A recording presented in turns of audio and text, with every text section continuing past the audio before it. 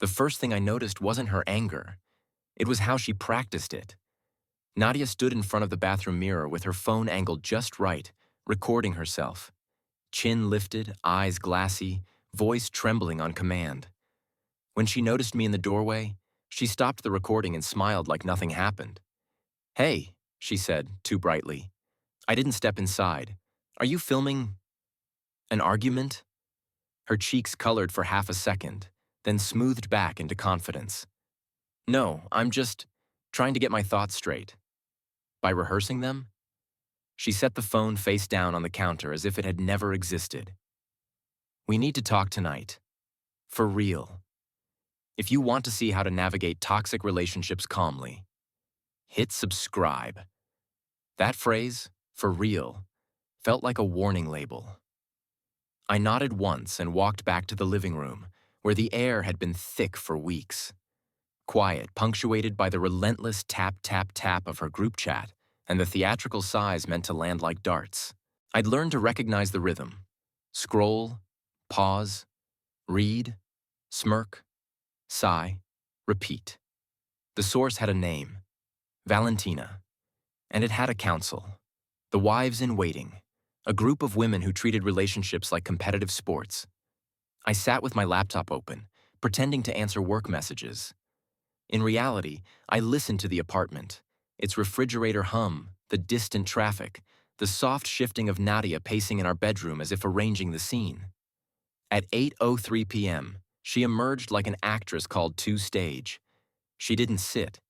She stood near the window, arms crossed, back to me, watching her reflection in the glass. A pose that said, "Look at how hard this is for me." "I've been doing a lot of thinking," she began. "A lot of processing." I waited. "And I've been talking to people who actually see what I deserve." She turned slowly, letting the words hang. "People who aren't blinded by routine." I shut my laptop. "Okay, what's this about?" Her expression shifted into that careful blend of pain and authority, like someone delivering bad news they feel noble for delivering. "It's about us," she said, "and what you're not giving me." My stomach tightened, but my voice stayed steady. "What am I not giving you?" She took a breath as if she'd memorized a paragraph. "Fire, drive, presence. You've become safe. Safe is bad now, safe is settling." She said it like it was a diagnosis. I exhaled through my nose. "Whose word is that?" Her eyes flicked away. "Valentina's. And, honestly, the girls agree." There it was. The ventriloquism. Nadia's mouth moving while Valentina's script spoke through her. Nadia stepped closer, warming into her monologue. "Remember when I landed the lead account at my firm? You brought home takeout and a card. A card. It was your favorite place," I said. "And you told me not to make it a big thing." She waved a hand, dismissing my memory. That was before I realized big things matter. Valentina's partner rented a vintage theater for her promotion. He arranged a surprise slideshow. Everyone applauded. I blinked. "You want applause?" "I want someone who isn't afraid to claim me," she said. "Like at Cooper's party, when that guy kept hovering around me. You just laughed. You didn't even look bothered." "I trusted you," I said. "Valentina says that's not trust. That's a lack of protective instinct." She delivered the phrase like it was scientific. The cold in my gut spread outward. "Protective instinct," I repeated. "So what? Start a fight for you?" "I'm not saying a fight." Her tone sharpened. "I'm saying, show I matter. Show you can be decisive." I stared at her for a moment and realized something terrifying. This wasn't a conversation. It was an evaluation. She continued, voice getting brisker. "And your work. You have a good job, sure, stable. But where's the ambition? You're content. You come home, you cook, you read, you go to bed. Valentina says you're in maintenance mode." My mouth went dry. "And what are you in?" She flinched at the hint of challenge. I'm growing. I'm trying to level up. I need a partner who matches that. By whose definition? By reality, she said quickly, then corrected. By what successful couples do. Successful couples. Another phrase from the council. I leaned back into the couch, the cushions suddenly feeling like sandbags. So what's the point of this talk, Nadia? She inhaled, preparing her grand finale. My friends think I should leave you. The words didn't land like an explosion. They landed like a door locking. For a second, I saw our last 2 years flash like a cracked film reel. Her crying into my shirt after her mother's diagnosis. Our weekend drives. My hand on her back when she was overwhelmed. The quiet, unglamorous way we'd built a life. Reduced to a group chat conclusion. But, she added quickly, stepping into benevolence, I'm not like them. I don't give up easily. I'm loyal. She held my gaze like she was offering me mercy. So I'm giving you one more chance. One more chance, I echoed, because it sounded unreal. To fix this, she said, to correct yourself. The wording made my skin prickle. Not us. Not we. You. I'm giving you an opportunity to become the man I need, she continued. We can start tomorrow. We'll make a plan. You'll show up with effort, grand gestures, energy. You'll prove to my friends and to me that you can change. I felt a strange calm settle over me, like the moment a fever breaks and you realize you've been sick for months. I looked at her, truly looked. So, I'm on probation, I said, and your friends are the jury. Her mouth opened, then closed. She hadn't expected a summary. I'm not trying to hurt you, she snapped. I'm trying to save us. I nodded slowly. How generous. The words came out flat, not sarcastic, just factual, like reading a sign aloud. Her expression wavered. She'd braced for pleading, bargaining, promises. She hadn't braced for my voice to sound detached. I'm going out tonight, she announced, pivoting to control. Valentina and the girls are taking me to that new lounge. I need space. When I get back, we'll talk, and I expect you to have thought about what you're going to do. She waited for me to ask where, with whom, what time, any sign of possession or panic. I just said, okay, have fun. Her eyes narrowed. Don't do that. Do what? Act like you don't care. I gave her a calm look. I care. I just don't think this is what you want to hear. She grabbed her small designer bag, the one I'd saved for weeks to buy because she'd stared at it in a store window like it was a dream, and strode to the door. Halfway out, she turned. This is me fighting for us, she said, voice polished. Don't waste the chance. Then the door clicked shut. The apartment didn't feel heavy anymore. It felt clean. I stayed on the couch for 5 minutes, listening to the refrigerator hum and the faint ticking of the kitchen clock. The words replayed in my head. One more chance to correct yourself. Not let's figure this out. Not I'm scared we're drifting. Just a performance review with a deadline. I stood up. No rage, no dramatic pain. Just a tectonic detachment, like a cord snapping quietly inside a wall. I walked to the bedroom and pulled an old duffel bag from the closet.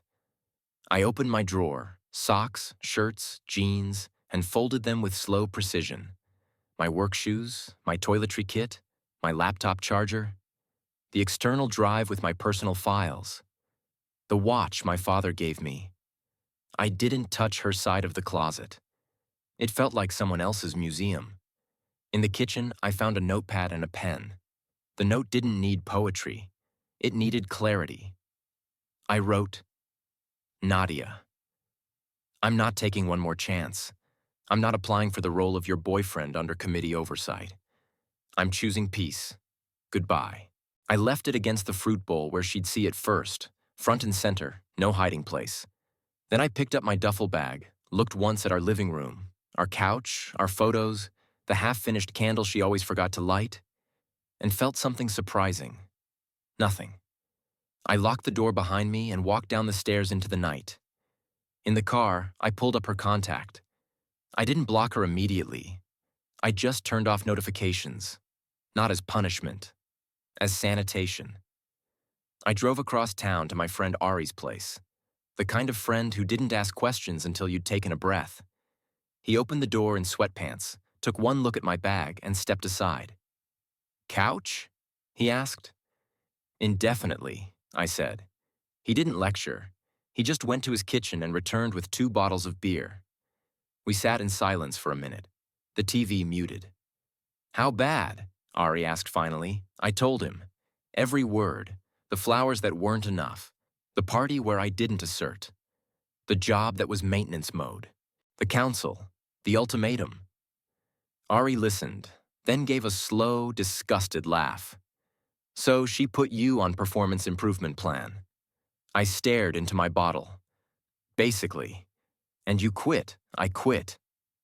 "Good," he said, and clinked his bottle gently against mine.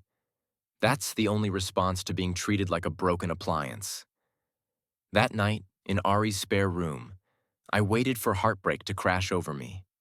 For tears, for regret, for the urge to go back and negotiate my worth. It didn't come. Instead, there was an empty static, white noise where constant drama used to live. At 12:22 a.m., my phone lit up face down on the floor. Nadia, calling. I watched it ring until it stopped. A text buzzed immediately after. Then another. Then another. I didn't look. In the morning, with coffee in my hand, I checked. I took a screenshot of my note, because I've learned that people rewrite history when it benefits them, and saved it. Then I blocked her number, not out of anger, out of necessity, out of... The first week without her was a lesson in silence. My world had been filled with Nadia's moods and the constant buzzing of social group politics. Without it, time expanded. Mornings were quieter. Food tasted like food again. The air felt breathable. I called my landlord and explained I was removing myself from the lease. He asked if I was safe, and I appreciated that more than I expected. 2 days later, I went back to the apartment at noon while Nadia was at work. I took my remaining books, my desk chair, the framed photo of my parents. I left my key on the counter. The note was gone. I didn't leave another. Silence is strongest when you don't decorate it. On day 5, I got a message from Lena, an old friend who was loosely connected to Nadia's circle but always fair. "Hey, heard about you and Nadia. Checking in." I replied, "I'm okay. Hope you're well." A minute later, "She's telling people you vanished because you couldn't handle criticism. Valentina is pushing the narrative hard. Just so you know." I stared at the screen for a moment, then typed, "Let them talk. I'm not attending their story." Lena responded with a single, "I'm sorry. You didn't deserve this." I put the phone down and went to the gym. It turns out rage makes a terrible life plan, but it makes decent fuel for deadlifts. By the second week, the calls came from new numbers. Unknown local number. Voicemail. "You made your point," Nadia said, voice crisp with practiced condescension. "Now come home so we can talk like adults. You can't just run from problems." I deleted it and blocked the number. 3 days later, another unknown number. This time, her voice was sharper. "Valentina was right. You're a coward. You can't handle being challenged. Congratulations. You proved everything." I smiled once, without joy. People who want a reaction will throw insults like hooks. The trick is not having skin they can catch. I blocked the number too, then nothing, for nearly 2 weeks.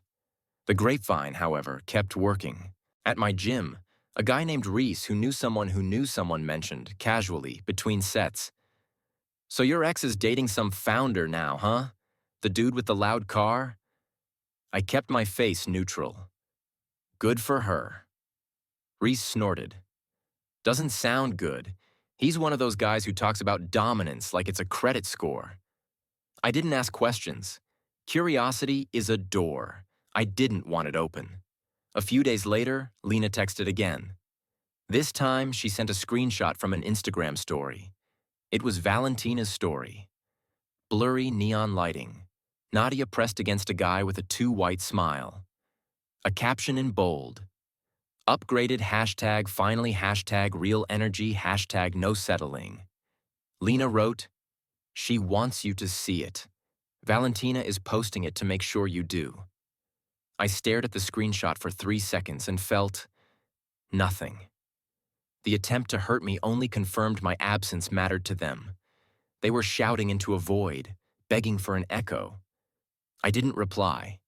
Then came the twist I didn't expect. Not from Nadia. From Valentina. It was a Thursday evening. Unknown number. I almost didn't answer, but something told me it wasn't Nadia this time. Hello? A pause. Then a voice like sharpened sugar. "So you're alive?" I leaned back in Ari's chair. "Valentina. To what do I owe the honor?" "Don't get cute," she snapped. "Nadia is a mess. Do you have any idea what you did? You humiliated her." I let the silence stretch. It makes manipulative people nervous. "The point," she continued, "is you need to fix this." She was under pressure. We were all trying to help her see her worth, and you, like always, you overreacted. I spoke calmly. "You pushed her to issue an ultimatum. We pushed her to demand better," Valentina corrected. "And now that guy she's seeing, Mason, he's a disaster. He's controlling. He's mean. He's draining her money. She needs you to step up." The audacity was almost impressive. "So let me summarize," I said, voice even. "You convinced her I wasn't good enough. She put me on probation. I left. She moved to your recommended upgrade. That upgrade turned out to be a problem. And now you're calling me to do cleanup." "You're twisting it," Valentina hissed. "I'm clarifying it." "She loved you," Valentina insisted. "She evaluated me," I corrected, "like a product, and you were the sales team." Her voice rose. "If you're any kind of man, you'll help her. Be the bigger person." I exhaled softly. The bigger person doesn't return to a fire they didn't start. "Selfish," she spat. "She's suffering." "Then be a better friend," I said, and ended the call. I blocked the number before my thumb could hesitate. 2 days later, Nadia's father called. That one landed differently. Gideon had always been kind to me. Old school, quiet, the type of man who fixed things without announcing it. He didn't deserve to be collateral damage. "Hello?" I answered. "Son?" he said, voice heavy. "It's Gideon. I hope I'm not bothering you." "You're not," I said, and meant it. A pause. "I don't know what happened between you and Nadia. She won't tell me much, but I've met this new guy, Mason. He gives me a bad feeling. Nadia isn't herself. She's afraid." Gideon continued, softer now. "I hate asking this, but you always had a way of calming her down. She listened to you. I'm worried she won't listen to anyone else."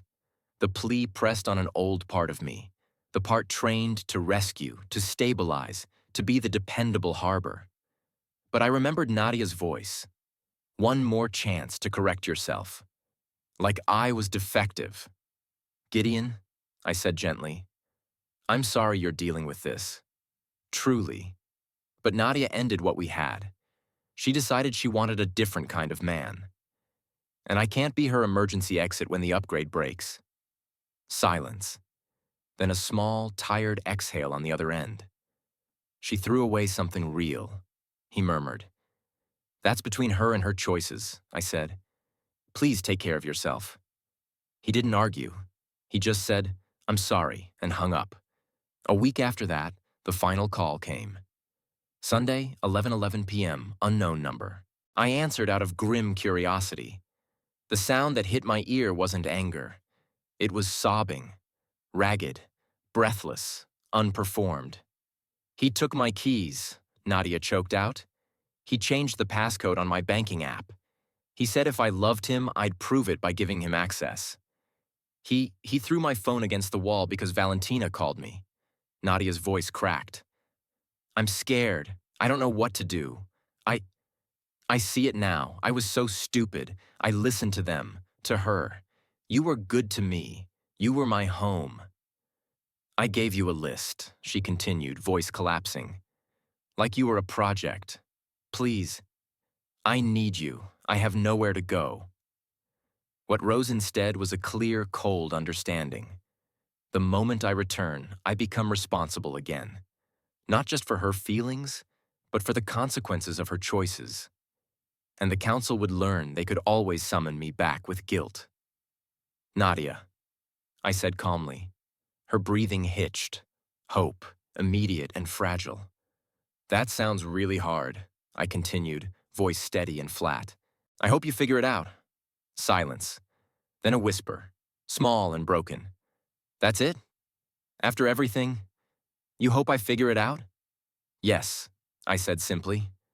A soft click. She hung up. I set my phone on the counter, washed my mug, and went to bed. My sleep was deep and dreamless. 2 months later, the explanation arrived. Not as confrontation, but as a message request on a social platform I barely used. The sender. Elias, Valentina's fiancé. We'd met twice. He always looked tired, like someone living on apology fumes. His message contained 3 screenshots and 1 sentence. Thought you should see what you were up against. The screenshots were from a group chat titled, The Upgrade Plan. My stomach didn't drop. My mind just sharpened. The earliest screenshot was dated weeks before Nadia's ultimatum. Valentina. Nadia's boyfriend is such a snooze. He makes her smaller. Another girl. But he's kind to her. Valentina. Kind is what you call someone you're bored by. She needs an alpha. Third girl. Will she actually dump him? Valentina. She will if we frame it right. We'll do an intervention. List his flaws, give her a deadline. She'll crack. Another message from Valentina. My friend Mason is in town. He'll sweep her off her feet.